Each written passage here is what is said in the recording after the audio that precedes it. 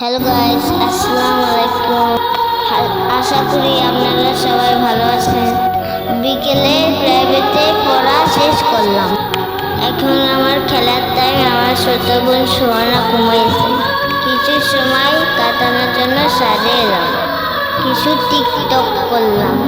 গ্রামে খেলার জন্য অনেক মানুষ আছে, কিন্তু আমরা দুই বোন ছাড়া আশেপাশে মানুষজন নাই।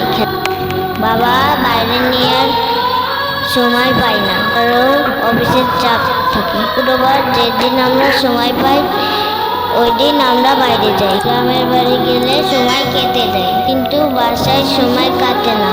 মাঝে মাঝে বোর লাগে। আমরা দুই বোন আশায় থাকি কবে শুক্রবার আসে, বাবার সাথে একটু বাইরে যেয়ে ঘোরাঘুরি করব, আনন্দ করব।